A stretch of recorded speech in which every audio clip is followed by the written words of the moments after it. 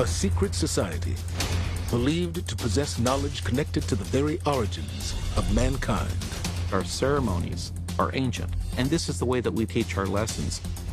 Their members played key roles in establishing the United States of America. There are even some people who argue that the United States, in its creation, was a Masonic republic.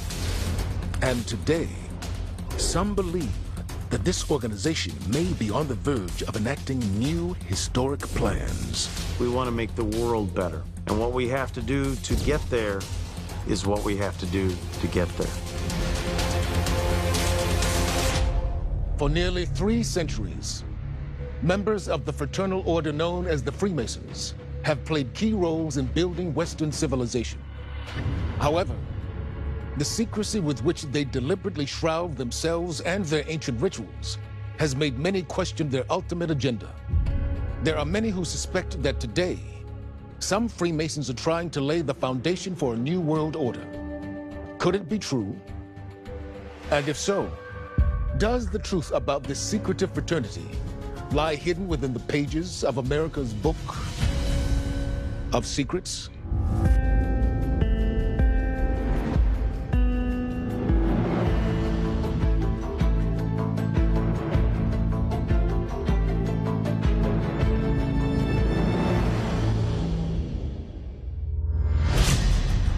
Washington, D.C., December 7th, 2016.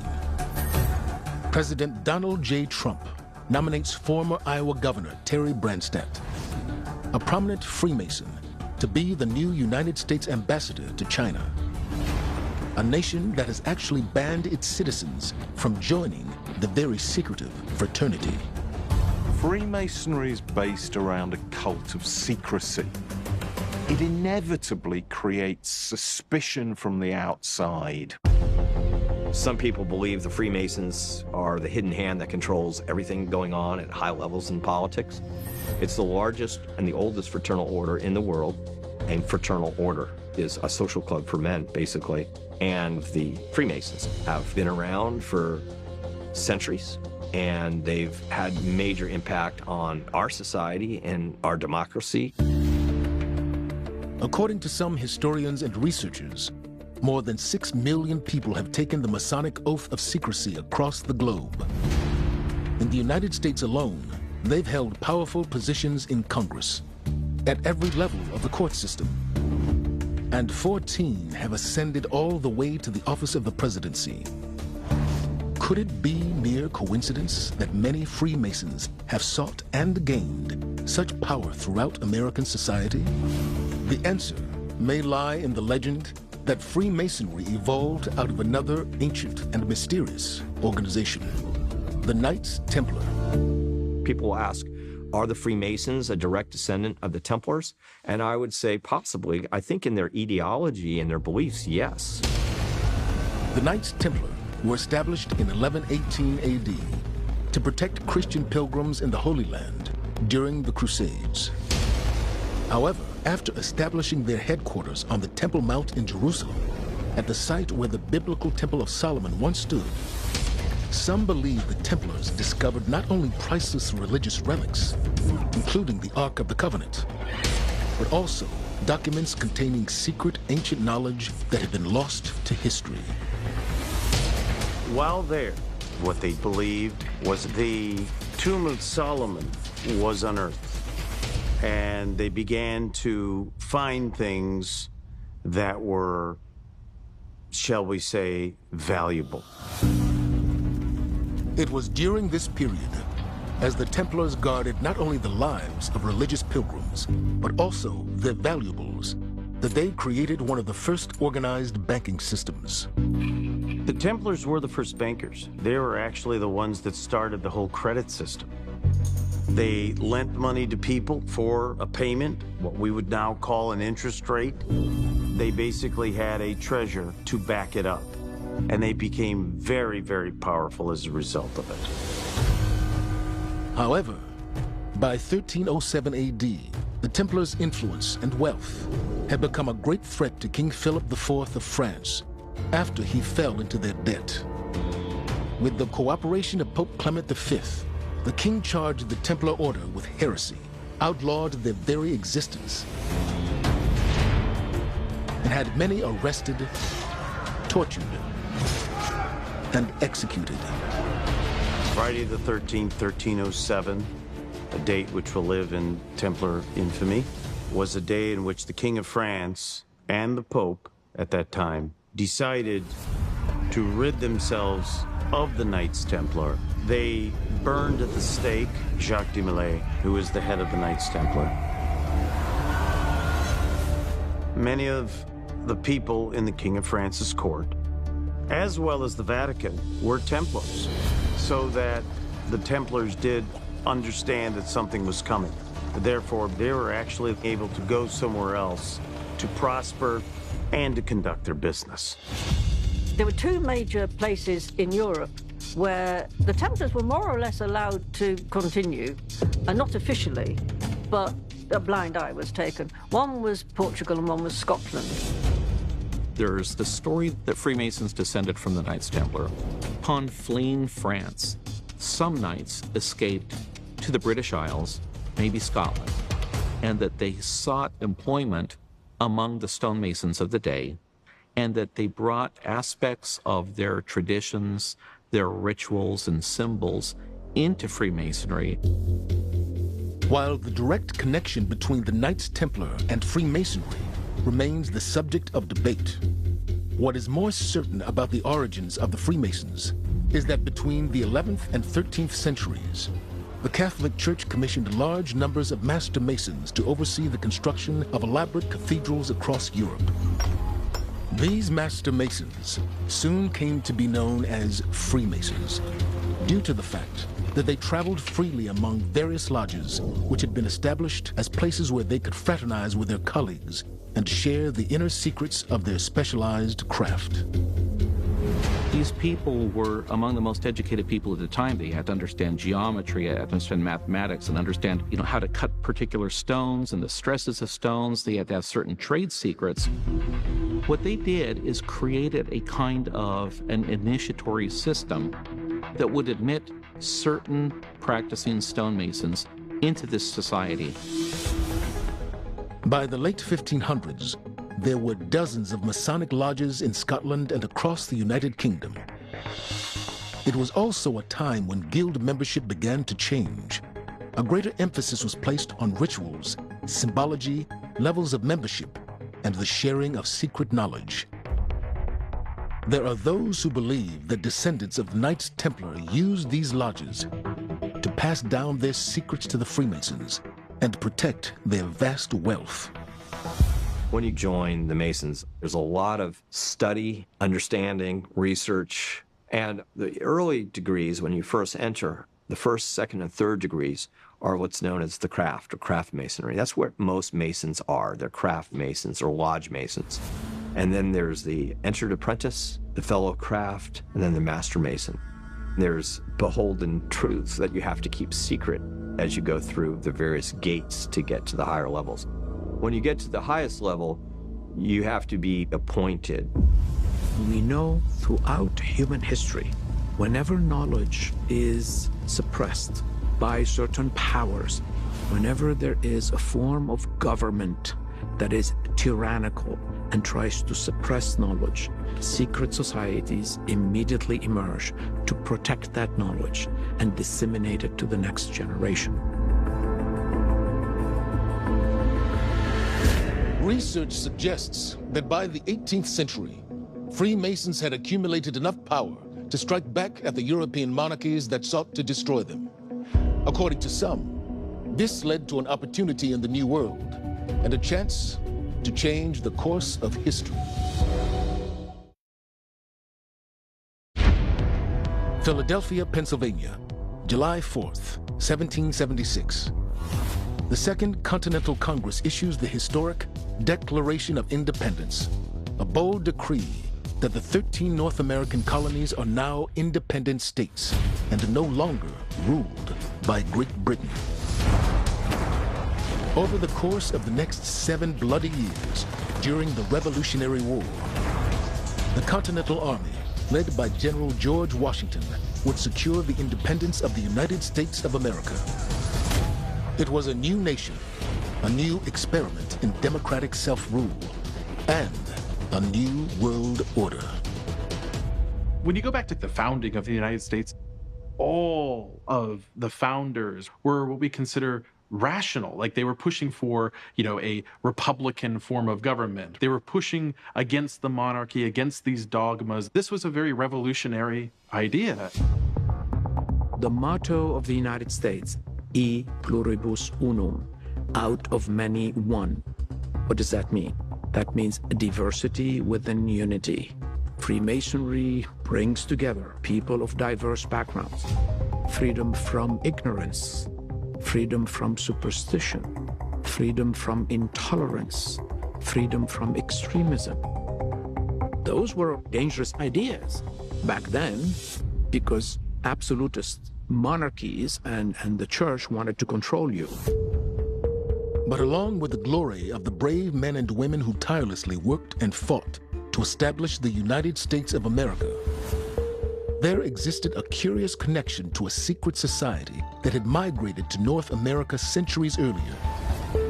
The connection was apparent not only among its leaders, but also its founding documents. That secret society was the Freemasons. Many of the founding fathers, especially the influential ones, people like George Washington and Benjamin Franklin, were Freemasons.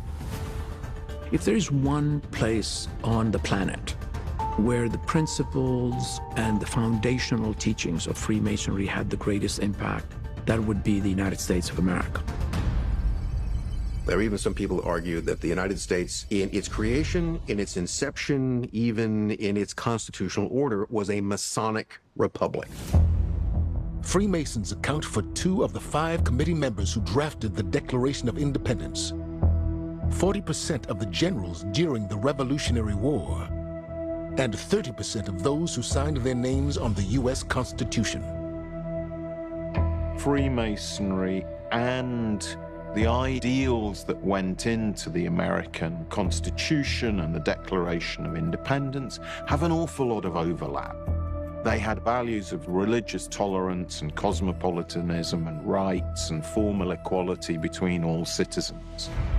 One of the Masons at the time was Montesquieu, a famous French political philosopher who had this radical idea of a separation of powers, that you should have 3 branches of government, a legislative, executive, and judicial, that they should check and balance each other to form a true republican government.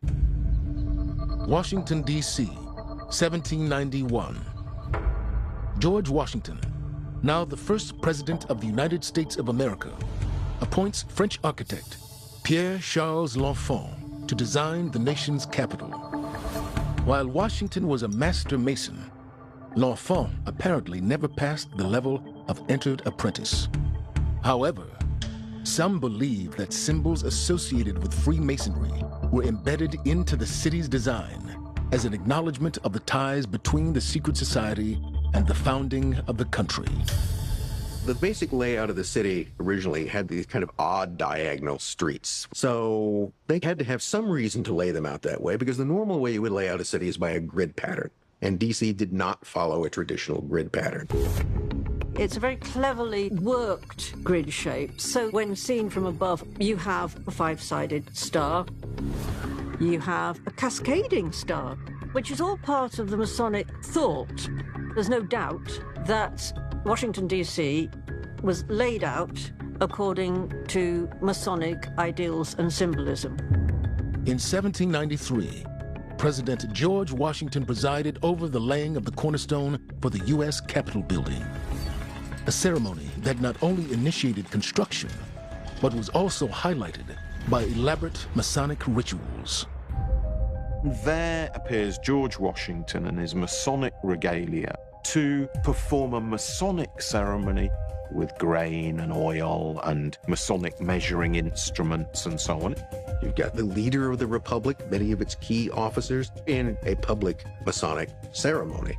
And yet they're doing this as a ceremony based around their secret society. But what was the true purpose of this new experiment in declared self-governance? an idealistic new form of democracy? Some suggest that the Freemasons who were involved actually had a hidden agenda. People became suspicious of the fraternity. It kind of supported, I believe, the fears that Freemasonry exerted some kind of power over the government or amongst society. Freemasonry was enormously successful in the early American Republic, but in 1826, a kind of disaster befell Freemasonry by the name of the Morgan Affair. In 1826, William Morgan, a prominent Freemason in upstate New York, signed a publishing contract promising to reveal secrets of the Masonic initiations. Traditionally, the Masonic oath has been quite blood-curdling. They were supposed to swear absolutely solemnly in front of all their brethren that they would never tell the secrets outside of the lodge, on pain of some quite hideous punishments, such as having their tongue torn out and their throat cut. When Morgan announces he's going to tell all the secrets of Masonry, some of the guys in town decide to take their Masonic obligation much more seriously than they really should have. And they essentially throw him in a carriage right off into the woods, and Morgan shouts out the window, "Murder!" as they go off into the sunset, and he's never seen again. Morgan's body was never found, but an investigation was conducted, and members of the local lodge were put on trial for his death. There was a trial that was held of the Masons who had abducted him. The judge in the case was a Mason. The governor, he was a Mason. I believe the sheriff was a Mason. You had all these Masons involved with the prosecution of the crime, and lo and behold, nobody is convicted for the murder of William Morgan. That sets off this massive national wave of hysteria against the Masons. This resulted in an anti-Masonic excitement that lasted from 1826 to 1842, and for that period it was very unpopular to be a Freemason. In 1828, the Morgan Affair even spurred the creation of a new political party, the Anti-Mason Party. The party appealed to voters fearful of the Masonic influence within the United States government. The party actually won the presidential election in the state of Vermont. There were hundreds of anti-Masonic newspapers that popped up around the country, and Masons all over the country start getting attacked. You read newspaper accounts at the time of Masons being hauled out of their meetings and tarred and feathered in the streets. The anti-Mason movement was hugely popular at the time. Did the Morgan Affair really close the book on Freemasonry and signal its end as a powerful force within American society? There are those who believe just the opposite occurred, and that it led to another secret plot within the Brotherhood to not only consolidate more power, but also hide billions in gold.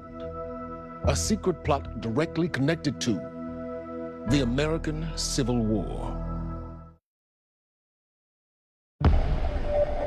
Marin County, California, February 2013. While walking their dog on their rural property, a couple notices the top of a rusted tin can peeking through the surface of the dirt. They dig it out and discover that it contains more than 1,400 gold coins. To date, the so-called Saddle Ridge Hoard is the largest buried coin discovery ever documented in the United States. It was $10 million worth, dated from mid to late years of the 19th century, and there's lots of mysteries about this. The actual burial site of these coins was marked with a sort of angular stone, so obviously it was marked for somebody to find.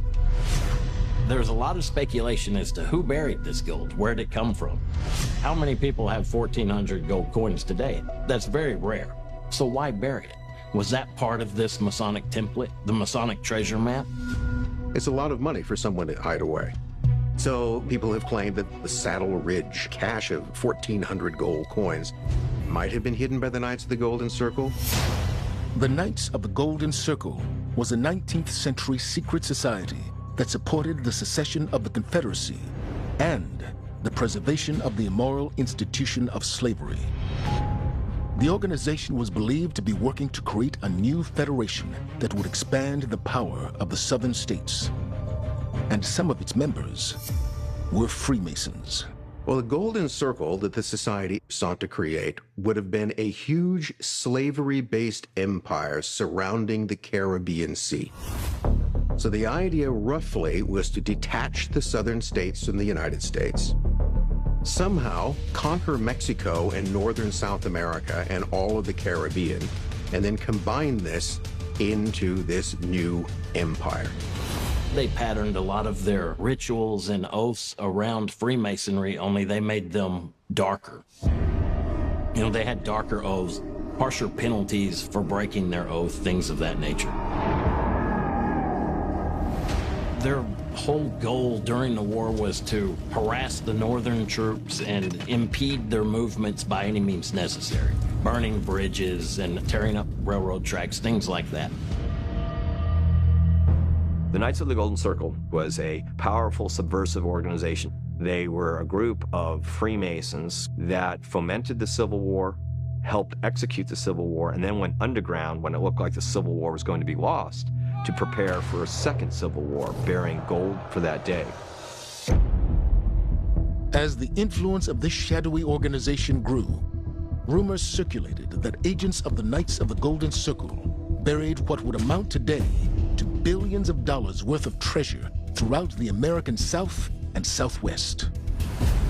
They were able to do that by initially stealing from the U.S. Treasury with their insiders. The Knights of the Golden Circle were well informed. They had insiders, moles in every organization.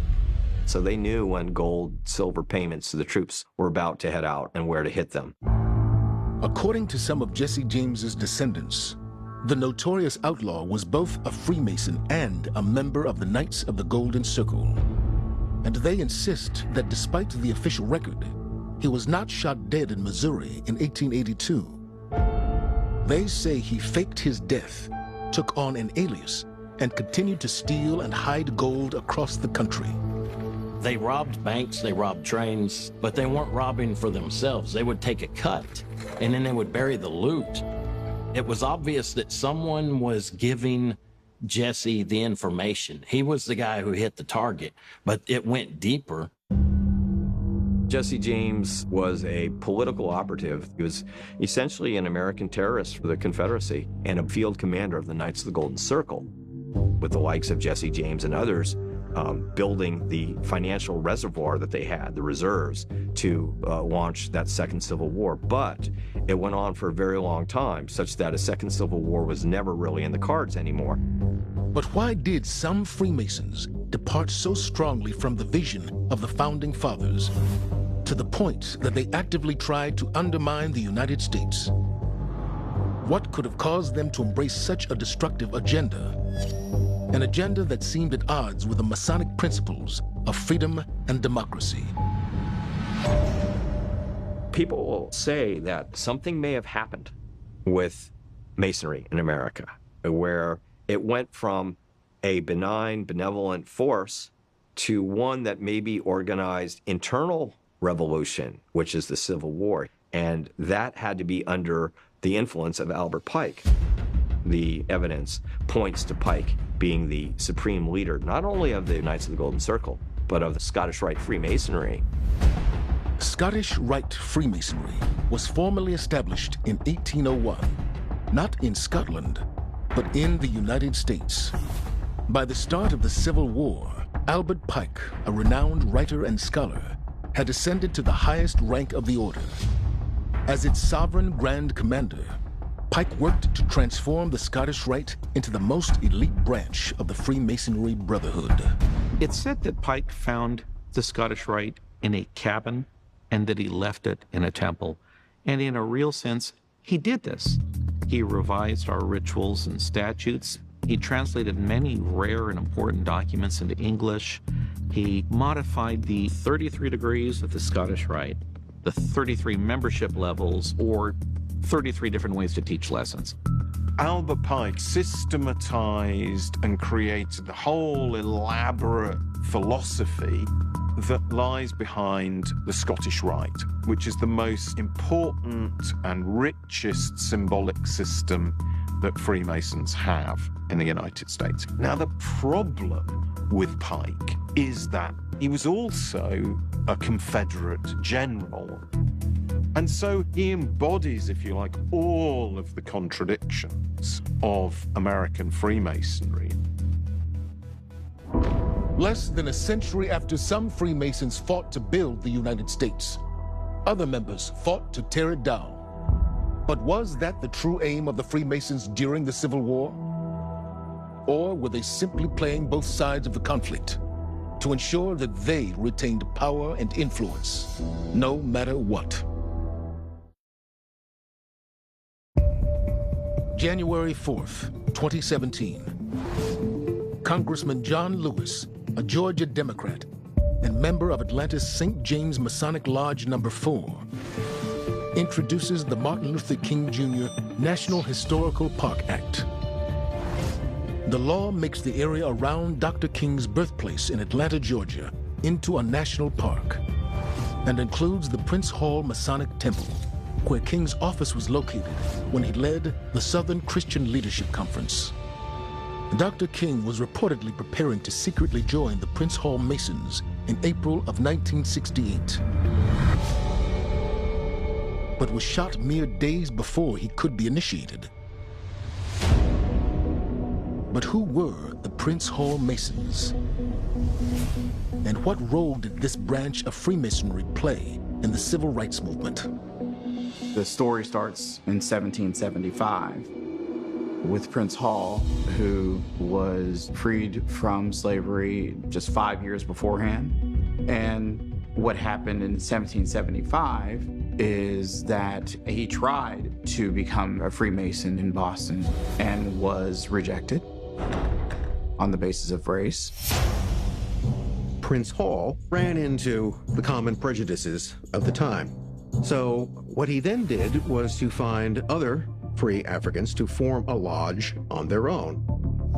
He founded the first what could be called African American Masonic Lodge, which today is called Prince Hall Freemasonry after him, by being inducted into a British military lodge. Prince Hall writes to the Grand Lodge of England and he asks them for a charter because they're considered the utmost authority on Freemasonry in the world. And he gets one. And he charters African Lodge number 459 on the rolls of the Grand Lodge of England in Boston, Massachusetts. And then Prince Hall starts issuing other charters to other groups of black Masons who want to start Masonic lodges. By the 1840s, Prince Hall lodges were established in major cities across the northern United States. In the midst of chattel slavery that was still existing in the United States of America, one man had a tremendous vision that's not just simply to become part of the fraternity, but to expand it to African Americans everywhere. Prince Hall Freemasonry, as it came to be called, started to grow into this very large organization, almost exclusively made of black men.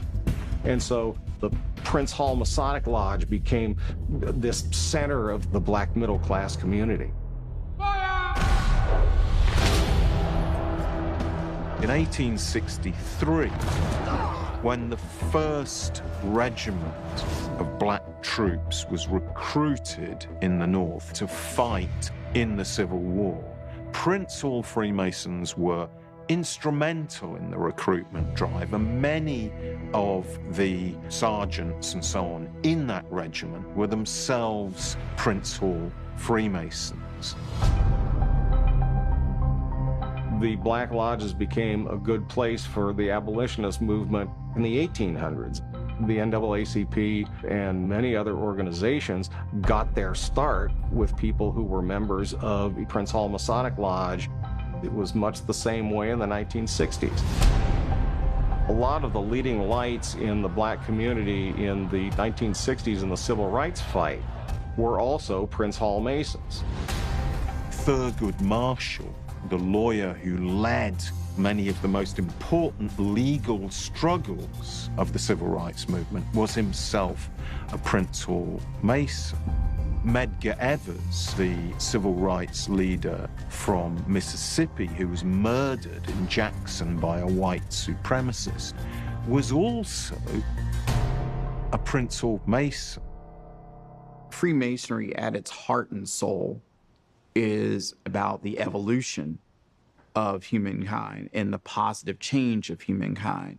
And so Freemasons are drawn to causes that help make a better society. The kind of lessons that we teach are things like free thought, brotherhood, equality, honesty. We don't care, how old you are, how rich you are, what color you are, what your religion is. If you're a Freemason, you're a brother. There have been many, many people who have been in positions of power who happen to be Masons. We're talking about self-declared or revealed Masons, but there are many who are just not known. It's a source of pride for some to keep their affiliation totally secret.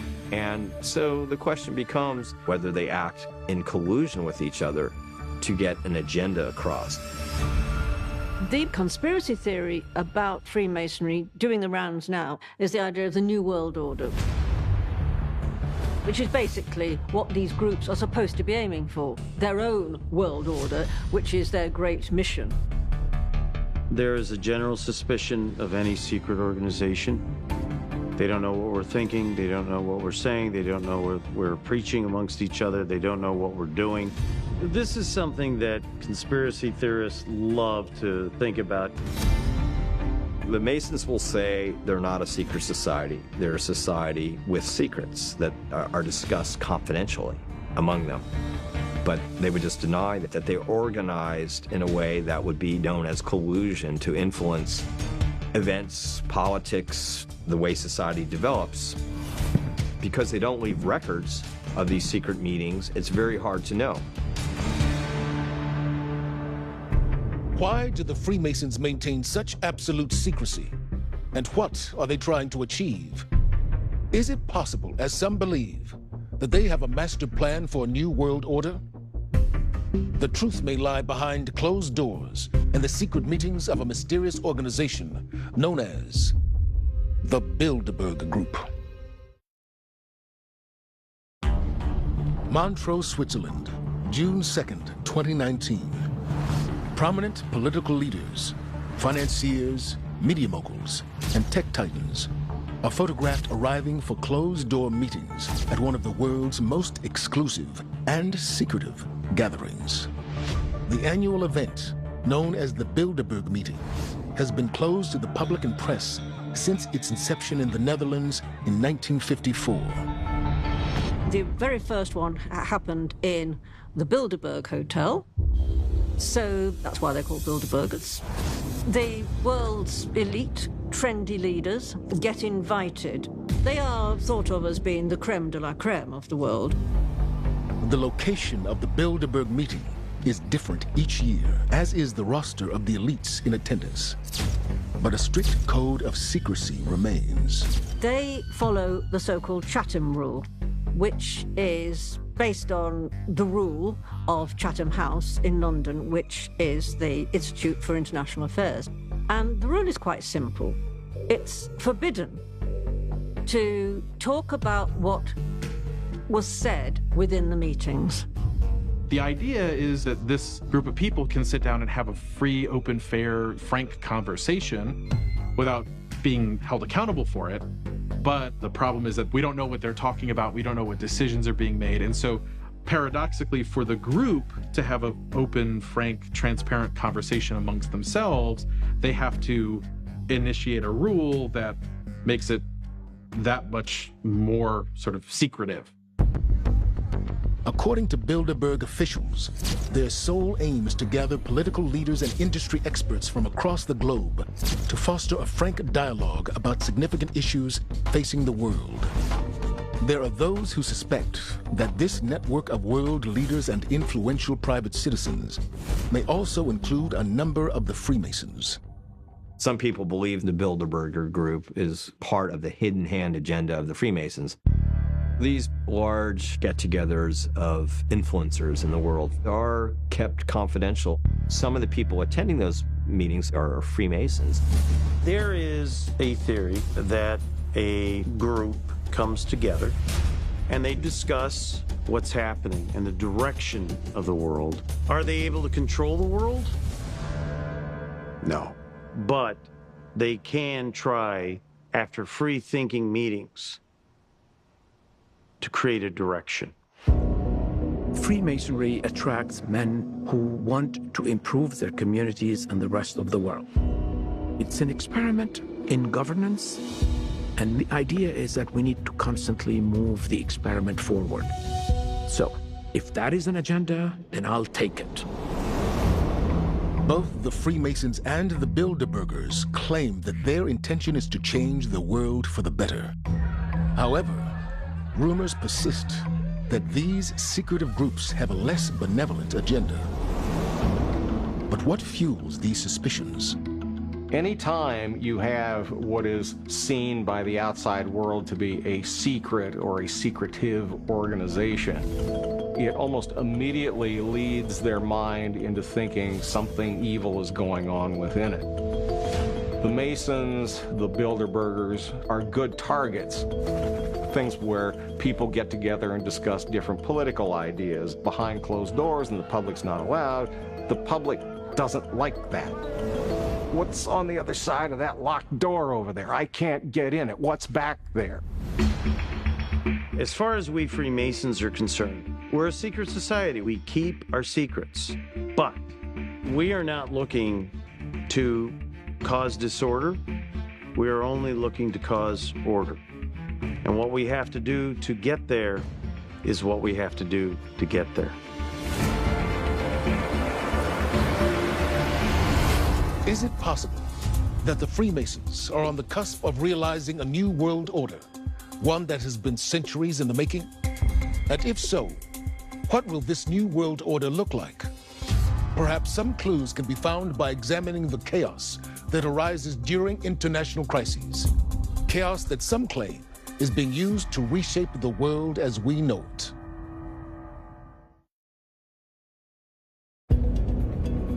June 3rd, 2020. In the midst of the global coronavirus pandemic, the World Economic Forum releases a document entitled The Great Reset. The initiative calls for a complete reimagining of the world's economic and social systems for a more fair, sustainable, and resilient future. High-profile members of the global elite publicly stepped forward in support of the agenda, including heir to the British monarchy, Charles, Prince of Wales. Unless we take the action necessary and we build again in a greener and more sustainable and more inclusive way, then we will end up having more and more pandemics and more disasters. This is the one moment when we have to make as much progress as we can. Although many people across the globe see the proposed changes and restrictions as necessary, there are those who question the timing of this initiative. They suggest that the idea of the Great Reset bears a striking similarity to how the Freemasons transformed the world by founding the United States more than 2 centuries ago. The Scottish Rite has a slogan from chaos, order. And people would say, oh, New World Order, perhaps. That seems consistent with the Masonic tradition of fighting the orthodoxy of the monarchy and the clergy. And that is a Templar tradition. But they haven't really ever come out saying, we're behind the formation of a New World Order. And so the average citizen doesn't know. And there's no way of knowing.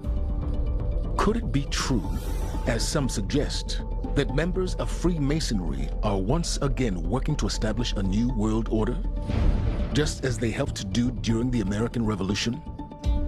And if so, would it actually bring about more justice, equality, and freedom, as the founding of the United States eventually did?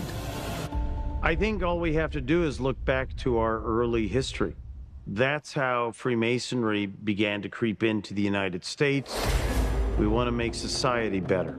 The United States was the experiment in the order for democracy, for the good of mankind, and that was the one revolution that did succeed. So the whole idea is we need a new social construct. I can create a new construct of society with others who can be from different religions, who can speak different languages, who are of different nationalities, because we come together around common needs. Whether it is to liberate people from slavery, whether it is the struggle for civil rights, whether it is even today in Black Lives Matter or wherever you look, somewhere in there, you're going to trip over a Freemason. There are lots of people involved in current social change movements, not just here, but all over the world. Some of them are going to ultimately be Freemasons, not because they were at the center of planning it all, but because they're drawn to making a better world. A New World Order. I would like to simply see some order in the world. I would like to see people respecting each other. I would like to see people stop hating for ridiculous reasons. We don't want to keep repeating the past. The great American experiment moves forward. We're making a leap. I don't call it an agenda. I call it a service to humanity.